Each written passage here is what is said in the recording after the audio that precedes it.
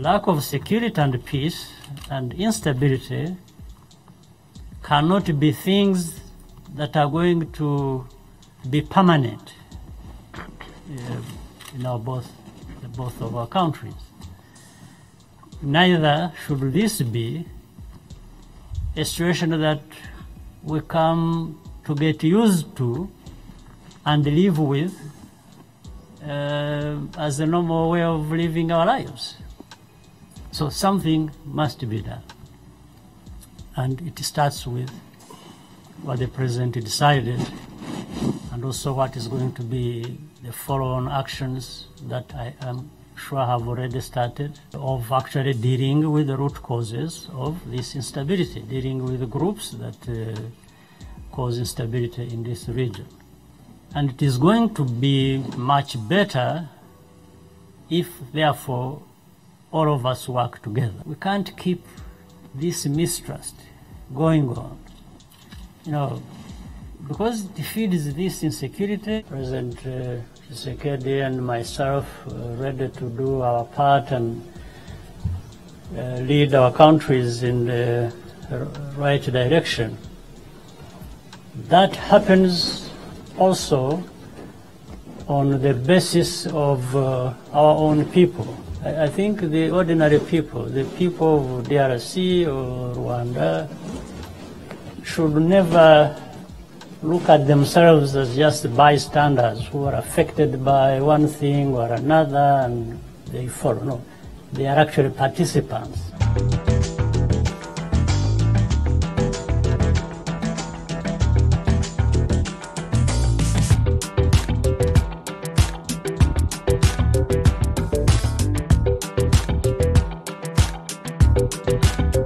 Tariki ya 25 z'ukwezi kwa gatandatu 2021 nibwo Perezida w'u Rwanda Paul Kagame yakiriye Perezida wa Repubulika ya Demokarasi ya Congo Felix Antoine THISEKEDI wa Repubulika ya Demokarasi ya Congo ku mupaka munini wa Rakornishe uhuza Goma ndetse n'umujyi wa Gisenyi. N'uruzinduko rwishimiwe cyane ku mpande zombi ndetse kandi icyo gihe habaye no gusura ibyangijwe n'imitingito. N'uruzinduko kandi rwasojwe n'ibiganiro by'abakuru b'ibihugu bombi. Hanyuma ku munsi wakurikiye kwa gatandatu nibwo Perezida w'u Rwanda Paul Kagame nawe yasuye ibikorwa byangijwe n'iruka ry'ibirunga n'imitingito mu mujyi wa Goma ndetse no mu nkengero zawo. Hanyuma dusubiye inyuma gato reka turebe se Perezida w'u Rwanda Paul Kagame na Felix THISEKEDI bapfuye iki, ni gute twazahura umubano muri rusange, nibikomeza kugenda byibazwa. Mu minsi ishize umwizerwa wa Perezida Felix THISEKEDI Fortuna Biserere alias Before yagaragaye mu kiganiro cy'umwe mu bavugira THISEKEDI umunyakameroni Alain Foka. Uyu rero tuzanamugaruka mu bihe biri imbere. Mu cyumweru cyakurikiyeho Biserere akaba yarirukanwe nabi afungwa ashinjwa ubugambanyi kugeza n'uyu munsi aracyari muri gereza. Muri aya mashusho Fortuna Biserere abasobanura ashize amanga ko igihe Felix THISEKEDI yajyaga ku butegetsi yasanze amasezerano yasinywe n'abamubanjirije ari mu nyungu z'abantu ku giti cyabo agasubiza inyuma ubukungu bw'igihugu.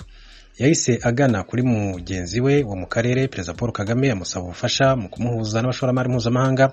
Icyo gihe Kagame yaramubwiye ati byiza cyane, ati so yari umuntu mwiza, yamuhuje na bagenzi be bo ku mugabane wa Afurika, atorerwa kwinjira mu nyabutatu y'umuyobozi ucyuye igihe uriho ndetse n'utariwe. Yamuteguriye kandi kuyobora Afurika yunze ubumwe mwaka ukurikira, atumirwa kuvuga mu ihuriro mpuzamahanga ry'abayahudi rizwi nka AIPAC mu gihe yarataramenyekana neza, ariko Perezida Kagame aravuga ati dukwiye kumugirira icyizere. FACH cyangwa se Perezida Felix THISEKEDI yaje no gutumirwa mu ihuriro ry'abayobozi b'ibigo ryabereye i Kigali hamwe n'itsinda rye ryose rishinzwe guteza imbere ishoramari riyobowe na Jean-Claude Kabongo uzwi nka Jike. Umuntu ubashywe i Kinshasa nawe rero yaje kwirukanwa n'ubutegetsi bwa Perezida Felix THISEKEDI wanakoze kandi ikiganiro cyiza ku mahirwe aboneka muri Repubulika ya Demokarasi ya Congo imbere y'abashoramari bari baturutse hirya no hino ku isi. Icyo kiganiro rero mu by'ukuri cyabaye ingirakamaro. Umwanditsi wanditse inkuru ati ndibuka uburyo natengushywe cyane no kubona abashoramari mpuzamahanga bose bari bashishikajwe gusa n'amabuye y'agaciro ubwo twahuraga n'itsinda rya FACH. Ati mu mugoroba wateguwe na Les Anciens d'Isaïre kuri Hotel de Mille Collines, ndababwira nti mwitondere cyane abashoramari b'ibisambo bakeneye gusa amabuye y'agaciro nta kindi babazaniye. RDC ati ni soko ya miliyoni 90 ati n'ubushobozi bw'abakozi bungana gutyo ati mwite kuri abo. Ati urwego rw'ubucukuzi ntabwo rutanga imirimo myinshi ndetse ntabwo mufite uburyo bwo gutunganya amabuye y'agaciro imbere mu gihugu. Ati niba rero bashaka amabuye y'agaciro bakwiye kubanza kubaka inganda ziyatunganya bagatunganyiriza ibintu byose imbere mu gihugu. Ati ndibuka ko batari bashishikajwe n'ubusesenguzi bwanjye kuri iyo ngingo mu bijyanye n'ubukungu. Nyuma y'amezi make ati nagiye Kinshasa inshuro zigera kuri 2 mu gushishikariza umushoramari wo muri Ukraine gushingayo uruganda rutunganya kota hamwe na bagenzi banjye. Ati dufata umwanya wo kugura uburenganzira bwo kugeza muri RDC ibintu bimwe na bimwe. Ati nanatangije kandi bikorwa Kinshasa. Abanyarwanda bakomeje gufasha abanyekongo by'umwihariko mu kunoza amasezerano ajyanye no guhererekanya ubumenyi, gutunganyiriza ibintu imbere mu gihugu, guteza imbere inganda, kugenzura ibiciro ku masoko mu buryo butanga inyungu ku mpande zombi, mu kureshya ishoramari ry'abanyamahanga. Igitekerezo ati cyari gushyiraho gahunda ihamye y'ishoramari rya leta muri RDC, gukura amasezerano atabyara inyungu yasinywe n'ababanjije FACH, no kuvuga Perezida Felix THISEKEDI. Ati nta mpamvu yari hari yo kugira ngo RDC isubiremo amakosa u Rwanda rwakoze mu bihe byashize ubwo hashyirwagaho urwego rushinzwe iterambere RDB. Muri iyi mishinga yose umujyanama THISEKEDI Fortuna Biserere yarahari. Muri icyo gihe Perezida wa Congo yari yaratangiye ibiganiro n'umutwe wa M23 ndetse kandi baremeranyije kuri gahunda zigamije amahoro. Rurankunda Sultan Makenga na bagenzi be mu nkambi mu Rwanda na Uganda bagombaga gusubira mu gihugu cyabo mahoro, naho FDLR ikamburwa intwaro igacurwa mu Rwanda. Abakuru b'ibihugu byombi no kuvuga Perezida Kagame na THISEKEDI bari biyemeje kandi kudakurikirana abagize imitwe yambuwe intwaro kuri buri ruhande, ndetse kandi abakoze ibyaha byibasiye inyokomuntu. Abagize FDLR bari bashyize ahantu hamwe mu nkambi muri Repubulika Demokarasi ya Congo bategereje indege ya Loni ngo ibagarure mu Rwanda. Itegeko riha imbabazi M23 ryari ku meza mu nteko ishinga amategeko ritegereje kwemezwa. Itsinda ry'abayobozi ba M23 ryari ryageze Kinshasa ngo basoze amasezerano yo kwinjizwa mu ngabo za leta no mu buzima bwa politike intambara ku nkombe z'ikiyaga cya Kivu. Ati ku bwacu yari yararangiye. Ati ibihe bishya byari bigiye gutangira, Kigali na Kinshasa bigiye gukorera hamwe bigahindura akarere. Nibwo abantu rero bo hambere ati batangiye guhamagara THISEKEDI. Ati ntabwo nakwemeza niba Kabila yarabiri inyuma. Ati wenda akaba atarabashimishijwe n'ibyari birimo biraba. Ati icyo nzi nuko bamuhatiye gucana umubano wose na Paul Kagame. Felix THISEKEDI yahindutse mu kanya nk'ako guhumbya nk'aho abonye umuzimu, cyangwa se nk'aho agatsiko k'abagizi ba nabi kagwatiriye bucura bwe. Igisirikare cye cyasubukuye gukora na FDLR, bagaba ibitero ku butaka bw'u Rwanda, batera ibisasu mu Rwanda, bica abasivili, bangiza imitungo, ibindi n'ibindi. Nk'uko babivuga ubu ni amateka. Atereka nitse gato mbabwire inkuru y'ishingwa rya OPEC, n'umuryango w'ibihugu bicukura peteroli ariko by'umwihariko itumbagira rya Arabia Saudite hamwe n'ibihugu byose byo mu Kigobe, agace kahoze gakenye cyane kabeshejweho no gutwara ingamiya ba mukerarugendo basura umurwa mutagatifu wa Maka, ndetse no kugurisha amabengeza yo munsi y'inyanja kuri ba mukerarugendo. Saudi Aramco mu mwaka w'1933 Arabia Saudite yahaye Standard Oil of California cyangwa se SOCAR uburenganzira busesuye bwo gucukura peteroli mu ntara y'Iburengerazuba. Ubwo bwami bwaburaga ibikorwa remezo by'ibanze, amafaranga n'ikoranabuhanga rigezweho. Muri icyo gihe ariko peteroli yagurishwaga munsi $150, no kuvuga amadolari 0.5 amadolari ku kagunguru. Ubwo peteroli yavumburwaga muri Werurwe mu mwaka w'1938 mu bujyakuzimu bwa metero 1440 muri Daman. Amariba yose yari mu maboko y'Abanyamerika. Saudi Aramco yo yari ifite inshingano zo kwimenyekanisha. Kugeza mwaka w'1973 Arabia Saudite kandi yasabye ndetse kandi habwa imigabane 25% muri ibyo bikorwa byose, iza gusanga yarabeshwe ku giciro cya peteroli n'inyungu ivamo. Nyuma y'umwaka umwe ubwo bwami bwongereye imigabane igera kuri 60%, mbere kugurira abashoramari b'Abanyamerika imigabane yose kugeza mwaka w'1980. Uyu munsi ariko Aramco ikaba itanga 10% bya peteroli y'isi yose, ndetse ku mwaka ikunguka miliyari 111 z'amadolari y'Amerika, no kuvuga amafaranga arenze ay'ibindi bihugu bitanu bikomeye cyane bingana n'inshuro 2 z'umusaruro mbumbe wa RDC. Ishingwa rya OPEC ndetse no kugenzura ibiciro bya peteroli, OPEC ikaba yarashinzwe mu mwaka w'1960 ku gitekerezo cy'umuyobozi w'ikirenga wa Iran witwaga Mohammad Reza Pahlavi. na ministeri zishinzwe ibikomoka kuri peteroli na mine za Arabia Saudite na Venezuela. Ibindi bihugu byagiye kandi byongeramo nyuma uko byagendaga bivumbura peteroli. Muri icyo gihe akagunguru ka peteroli kaguraga munsi y'amadolari 5 kandi icyo giciro ntikigenzurwe n'abacukura peteroli. Mu kwakira mwaka w'1973 OPEC yafashe icyemezo cyo guhagarika gucukura peteroli mu kwigaragambiriza inkunga uburengerazuba bw'isi bwahaye Israel mu ntambara ya Yom Kippur yashojwe ku bihugu by'Abarabu birangajwe imbere na Misiri ndetse na Syria. Mu by'ukuri rero ibihugu byo mu kigobe byari bikomeje gushaka urwitwazo rwatuma byigenzurira ibiciro bya peteroli yabyo, maze ubwo gucukura bigasubukurwa. Igiciro cy'akagunguru nticyasiba kuzamuka. Ati kubeza ubwo cyageze ku madolari 30 ku kagunguru umwaka w'1990. Hagati y'imyaka y'1960 n'umwaka w'1970 OPEC yavuguruye ibijyanye n'ubucukuzi bwa peteroli ku buryo abafata ibyemezo n'inyungu nyinshi cyane ijya mu bigega by'ibihugu biyicukura. Izamuka ry'ibiciro bya peteroli, umusaruro ucukurwa n'ubukenerwe bwayo byarazamutse ku bihugu byo mu kigobe ubu nibyo bikize ku isi. Kubera iki rero mbabwira ibi ngibi? Uyu munsi bizwi ko ibikomoka kuri peteroli na gaze byangiza uyu mubumbe ndetse ko bigomba gusimbuzwa ingufu zisubira.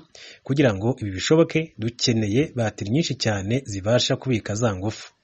Batiri ni ikoranabuhanga rikenewe kugira ngo biboneke, bikorwa amabuye azwi nka 3Ts cyangwa se gasegereti, wolfram ndetse na coltan, copper, ariko by'umwihariko ni lithium. Uko ibintu bihagaze, nibura 1/3 cy'aya mabuye y'agaciro kibitse muri Repubulika ya Demokarasi ya Congo, ariko isi ntabwo irakira ibibazo byabayeho mu mwaka w'1973 kuri peteroli. Cyatumye ibihugu byo mu kigobe bibasha kugenzura umutungo kamere wabyo, bikabasha kandi kwiteza imbere bikomeye. None uyu munsi ni iki cyangwa se ni biki birimo kuba muri Repubulika ya Demokarasi ya Congo? Nyuma yo gushwana n'u Rwanda, ya mavugurura yaritwazo byinshi cyane yarahagaritswe. Ya masezerano y'abarunyunyusi yasubiyeho. Abashinwa n'abandi bafite amasezerano y'ubucukuzi ya rutura muri Repubulika ya Demokarasi ya Congo bayora amatoni y'ubutaka, isayo, umucanga n'amabuye bakayohereza mu bihugu byabo batabironze, nyuma bakamenyekanisha ibyo bashatse muri Minisiteri ishinzwe ubucukuzi. Tuvuge nk'urugero nko kohereza inshuro imwe kuri Valamax Bulk Carrier, n'ubwato bunini cyane butwara imizigo ku isi bunazwi nka Very Large One Carriers, bupima metero 400 z'uburebure n'ubushobozi bwo gutwara amatoni 400,000 ndetse na kontineri 12,000. Ikigo cy'ubucukuzi muri Repubulika ya Demokarasi ya Congo gishobora kandi kuzamenyekanisha ko cyatunganyije toni 400, kontineri no kuvuga 10 za coltan, kigahisha ingano nyayo yacukuwe, kikanyereza kandi lithium, zahabu n'andi mabuye y'agaciro yabonetsemo. Repubulika ya Demokarasi ya Congo nta buryo ifite bwo kubigenzura kubera ko gutunganya amabuye y'agaciro bikorerwa mu Bushinwa, Canada, Afurika y'Epfo ndetse n'ahandi. Ibyo ni ibintu rero u Rwanda rutari kwemera ko biba ku muturanyi warwo ngo rutuze. Ayo ni amasezerano RDB itari kwemera ko GC Kabongo asinya. Nayo nama Kagame yahaga THISEKEDI, kandi ibi nibyo nkomoko y'intambara n'akaga ku batutsi b'abanyekongo n'abandi bantu bose bo mu burasirazuba bwa RDC.